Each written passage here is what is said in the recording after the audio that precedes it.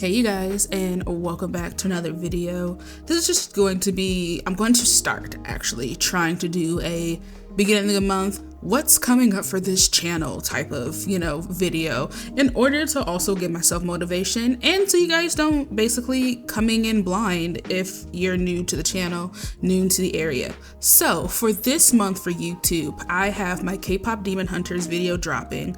I promise it's dropping. I am so sorry. It keeps on being pushed back. This thing is long, okay? It's almost an hour long and I get like really detailed in some things. So I kind of want to make sure that's perfect. Next, we have my House of the Dragon Season 1 review. I actually realized that I never fully reviewed House of the Dragon. I just talked about it, which is good, but it's also... it's funny because it's also the videos that got me like the most views and kind of kicked off my channel. So I definitely want to go back to my roots because I am a huge A Song of Ice and Fire, George R. R. Martin fan. And I want to really talk about how, unfortunately, Season 1 of House of the Dragon literally set it up to fail. And when I say set up to fail, I promise you guys I will explain because there is a lot.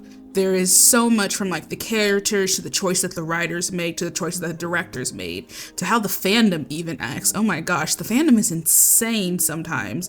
Like I always talk to my sister and say, hey, media literacy test is if you can fully understand George R. R. Martin's works.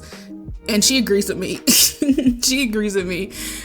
And it's honestly something that I've wanted to talk about for a while. Like I did nitpicks and pieces here, but go ahead and let me do a whole video about it. And lastly, for my YouTube videos, we are going to talk about a topic that I'm pretty sure is going to get me boiled alive in some parts of the internet. But I'm going to talk about Zutara. I, full disclosure, am not a Zutara shipper at all. And I want to explain why, in my opinion, in using the world building that we have from Avatar: The Last Airbender, on why Zutara unfortunately would not work. Because there are a lot of examples. Like a lot of people just shoot like, oh, they're enemies to lovers. The writers were shooting for them to be together, this, then the other. However, if we go by, like I said, the rules of this world, as well as a lot of cultural aspects, and it really makes it clear why Zutara would never work. And I'll be fully honest, it basically lies with one main thing. Zuko was a colonizer. You guys want to ship a colonized girl who is the last of her kind. She is the last of the Southern Waterbenders. So a lot of people seem to not understand that. Because when Katara says, I am the last of my kind, she means it. She is the last Southern Waterbender until like, I want to say in the comics, almost 10 years after the war. Well, 10 years after the 100-year war that had been going on, but you guys get my point. But like, there's also a lot of other aspects on why Zutara would not work, and I will break it down. Trust me, I will bring evidence, I will bring receipts, I will bring timestamps when it comes to breaking down why Zutara unfortunately does not work. And also, it will be the introduction to me breaking down Avatar: The Last Airbender as a whole, because I really, really want to break down this series. It is such a good series. It does suffer sometimes with the white gaze, because at the end of the day, these were two white men from America writing this series. And don't get me wrong, it was good. It was very advanced for its time. But at the same time, you can clearly tell that they had a heavy influence and let some of their biases affect how they view the world. And then over my Patreon, these are honestly going to be a lot easier, a lot quicker to do. But over my Patreon, we have, I almost said Fireblood.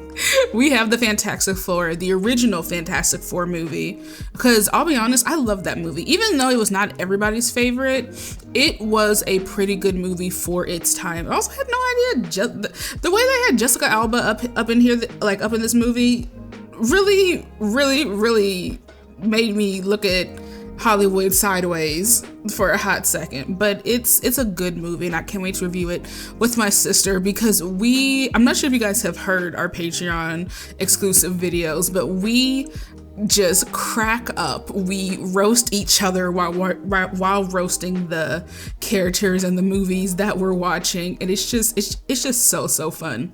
And when we're also going to review Queen Charlotte. I love this TV show. She has not really, be honest, like she's not really a Bridgerton fan. But I'm going to force her because it is my duty as an older sister to force her to do things that she does not want to do. So she is going to watch Queen Charlotte, episode 1 and 2 with me.